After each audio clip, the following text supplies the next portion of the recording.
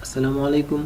आज हम एक इम्पॉर्टेंट टॉपिक पर बात करेंगे, उसका नाम है conditional statement, if else conditional statement. तो मैंने एक्सटर्नल फाइल जो जावास्क्रिप्ट की है यहाँ पर लिंक की है HTML के साथ, और यहाँ पर हम आते हैं, हम बात करते हैं आज इफ़ और एल्स की। इफ़ और एल्स क्या होते हैं। मैं इसकी एग्ज़ाम्पल के लिए कुछ वेरिएबल बनाता हूँ। मैं एग्ज़ाम्पल में कह रहा हूँ कि वो जो ए है, मिसाल के तौर पर ए है, को मैं 10 असाइन किया। अब इसको मैं कंडीशन इस पर चेक लगाना चाहता हूँ। इफ़ जो होता है उसको हम कंडीशन के तौर पर इस्तेमाल करते हैं। अगर ये हो तो ये हो जाए, अगर ये ना हो तो वो हो जाए। तो इसके लिए हम प्रोग्रामिंग में जो यूज़ करते हैं जावास्क्रिप्ट में, वो है इफ़ और उसके साथ एल्स। उसका सिंटेक्स किस तरह है कि आपने इफ़ लिखना होता है, फिर पेरेंथेसिस और उसके बाद ये करली ब्रैकेट्स। पेरेंथेसिस में क्या लिखना होता है, पेरेंथेसिस में कंडीशन लिखना होता है, जो है कंडीशन की, यानी क्या कंडीशन है, और यहाँ पर जो कोड हम करेंगे वो फिर उसके बाद होगा। तो कंडीशन क्या है, मैं कह रहा हूँ कि मैं चेक करता हूँ कि इस ए में ये ए जो है ये 10 के बराबर है या नहीं। तो यहाँ पर एक क्या करेंगे, मैं यहाँ पर लिख देता हूँ ए डबल इक्वल 10। ये डबल इक्वल इसलिए क्योंकि यहाँ पर हम जो यूज़ कर रहे हैं वो है, मैं कमेंट में लिख देता हूँ, वो है कंपैरिजन ऑपरेटर।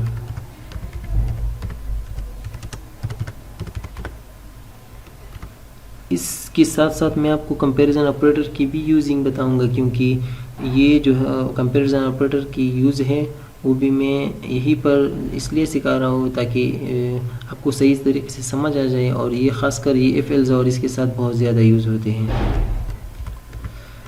तो ये एक कंपैरिजन ऑपरेटर है और ये इक्वलिटी के लिए यूज़ होता है। ये जो है, ये जो डबल इक्वल है, यूज़ फॉर इक्वल।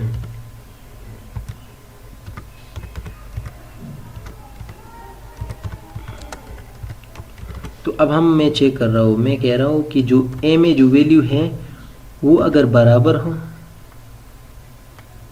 10 की, तो ये कोड एग्जीक्यूट करो जो मैं यहाँ पर लिखूँगा।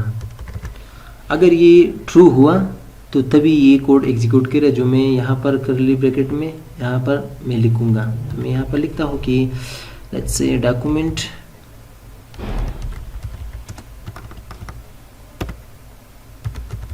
डॉट राइट, और मैं यहाँ पर कुछ स्ट्रिंग में लिखूँगा। आपको मैंने पहले भी बताया था कि स्ट्रिंग क्या होती है। मैं कह रहा हूँ कि यू आर राइट, यहाँ पर मैंने यहाँ पर इस्तेमाल किया। मैं कह रहा हूँ अगेन, मैं कह रहा हूँ चेक लगा रहा हूँ कि अगर ए में जो वैल्यू है वो बराबर हो 10 का, तो आप ये कोड जो है ये एग्जीक्यूट करो। और ये कोड क्या है, मैं कह रहा हूँ कि इसको डिस्प्ले करो। ये डिस्प्ले करने के लिए और क्या डिस्प्ले करो, एक स्ट्रिंग वैल्यू है जो हम कह रहे हैं कि यू आर राइट। तो अब हम इसको रिफ़्रेश कर लेते हैं, ब्राउज़र में खोल लेता हूँ इसको। अब हम यहाँ पर दिखाई दे रहा है यू आर राइट। इसका मतलब है कि ये कंडीशन ट्रू है, और ये बिल्कुल ही ट्रू है। क्यों? क्योंकि ए में जो वैल्यू है, यहाँ पर देखिए इस वेरिएबल में जो वैल्यू है, यानी ए की वेरिएबल में जो वैल्यू है वो भी 10 है और ये भी 10 है। अगर मैं इसको 15 करूँ या 14 करूँ तो अब ये ट्रू नहीं है ना, तो ये तो फॉल्स है। तो मैं यहाँ पर इसको अगर रिफ़्रेश करूँगा तो ये कुछ भी डिस्प्ले नहीं हो रहा। इसका मतलब ये कि कंडीशन ट्रू नहीं है। अब मैं चाहता हूँ अगर हम इसको उल्टा करें, ये तो इक्वल टू था, अगर हम यहाँ पर इसको मैं मिटा देता हूँ, यहाँ पर मैं अगर इसकी बजाय मैं कह रहा हूँ कि अगर नॉट इक्वल हो, अगर मैं कह रहा हूँ कि अगर ये, मैं उसको उल्टा कर रहा हूँ, मैं कह रहा हूँ कि ए में जो वैल्यू है अगर वो इक्वल ना हो 14 का तो ये डिस्प्ले करो। तो इसको मैं रिफ़्रेश कर लेता हूँ, तो आप देख सकते ये कह रहा है कि नॉट इक्वल। तो अब ये सही है, बिल्कुल सही है, क्योंकि 14 जो है वो 10 का तो इक्वल नहीं है ना, तो ये बिल्कुल ये शो करेगा, यानी हमने उल्टा कर दिया। अब हम आते हैं जो लेस देन साइन और ग्रेटर देन वगैरह। अब मैं चाह रहा हूँ कि अगर ये जो ए की वैल्यू है ये वाली, अगर ये ग्रेटर है 14 से, तो ये डिस्प्ले करो, ये जो कोड है। अब मैं इसको रिफ़्रेश कर लेता हूँ, तो आप देख सकते कुछ भी नज़र नहीं आ रहा है। क्यों? क्योंकि ये जो कंडीशन है ये फॉल्स है, क्योंकि ए में जो वैल्यू है वो असल में 10 है, यानी कम है 14 से, तो इसलिए ये एग्जीक्यूट नहीं कर रहा। अगर मैं इसको उल्टा करूँ, मैं कह रहा हूँ कि अगर ए जो है वो लेस हो 14 से, तो तभी ये डिस्प्ले करो, तो ये अभी डिस्प्ले करेगा। क्यों? क्योंकि ये सही है, क्योंकि 10 जो है वो 14 से लेस है, तो ये बिल्कुल सही है। अब हम इसको इस तरह भी कर सकते हैं, मैं कह रहा हूँ कि अगर ये ग्रेटर देन हो या इक्वल हो। अब इसका क्या मतलब हुआ? अब मैं आपको एग्जांपल दे के यहाँ पर लिख देता हूँ 10। अगर मैं इसको करूँ इस तरह, मैं कह रहा हूँ कि ए अगर ग्रेटर देन हो 10 तो ये एग्जीक्यूट करो, तो मैं इसको कर देता हूँ। तो अब देखिए कुछ भी एग्जीक्यूट नहीं हो रहा। लेकिन अगर इसके साथ मैं अगर यहाँ पर लिखूँ कि greater than or equal to, अगर इन दोनों में कुछ भी हो, अगर ग्रेटर हुआ तब भी ये कोड डिस्प्ले करो, अगर इक्वल हुआ तब भी ये कोड डिस्प्ले करो। तो अब हम देखते हैं कि क्या करता है। तो देखिए ये यू आर राइट कर रहा है। क्यों?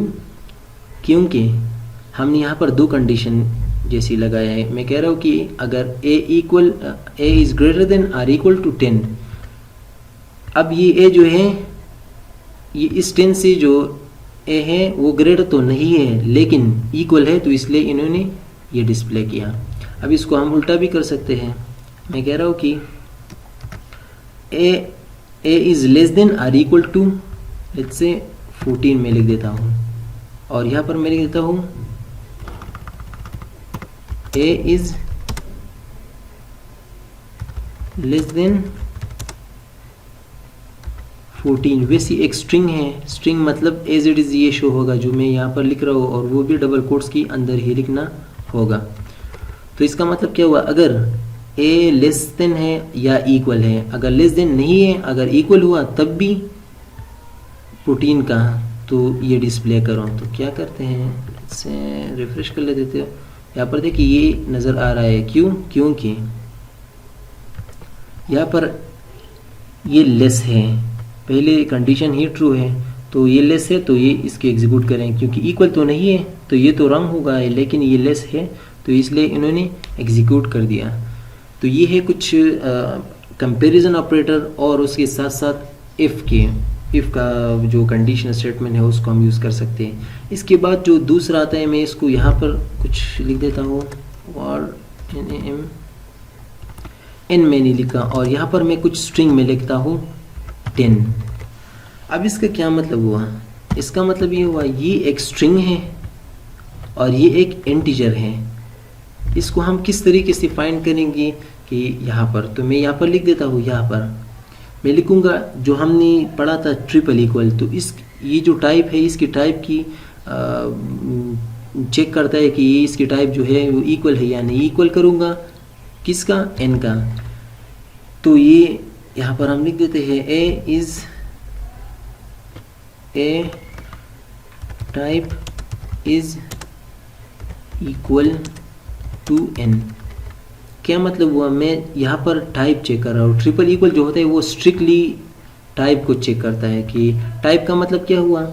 अगर ये तो इंटीजर है, इंटीजर क्यों? क्योंकि ये डबल कोट्स में नहीं है और ये इंटीजर में है, सॉरी ये स्ट्रिंग में है। तो ये टाइप और ये टाइप तो मुख्तलिफ है, तो हम यहाँ पर टाइप चेक कर रहे हैं। अगर टाइप ए की और टाइप एन की इक्वल है तो ये शो करो। तो हम देखते हैं कि क्या करता है। तो यहाँ पर देखिए कुछ भी शो नहीं हो रहा। क्यों? क्योंकि इसकी जो टाइप है वो गलत है। अगर मैं इससे ये हटाऊँ और ये भी हटाऊँ तो अब देखिए ये भी इंटीजर है, अब ये भी इंटीजर है। अब मैं यहाँ पर अगर इसको रिफ्रेश करूँ तो आप देखिए ये शो कर रहा है। क्यों? क्योंकि इन दोनों की टाइप जो है वो सेम है। अगर इन दोनों को मैं स्ट्रिंग में करूं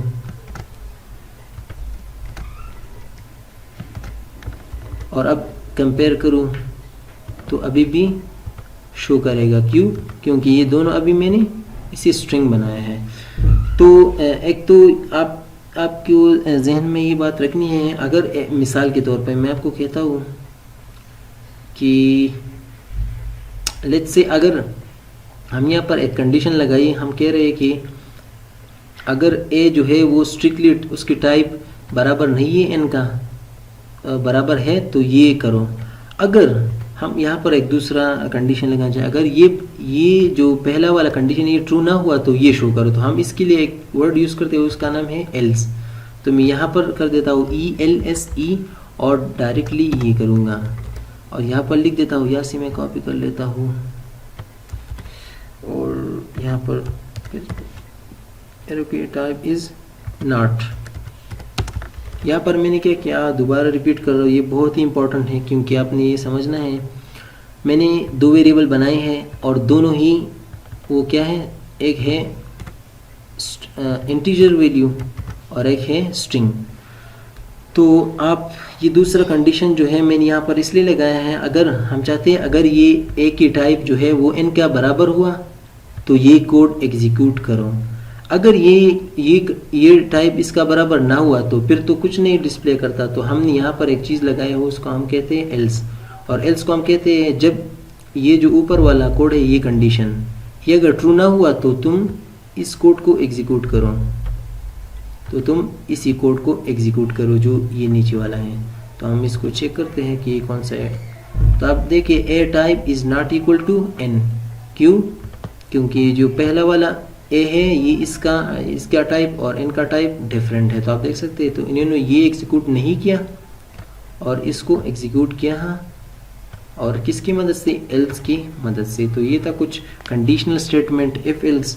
आगे हम वीडियो देखेंगे जिसमें हम एल्स एफ पी पढ़ेंगे, वो भी बहुत ही इंपॉर्टेंट है। तो ये तीनों तकरीबन साथ में ही होते हैं। और उसके साथ साथ हमने कंपैरिजन ऑपरेटर की भी बात की। तो मिलती है अगली वीडियो में और उसमें हम डिस्कस करेंगे कुछ एल्स एफ के बारे में।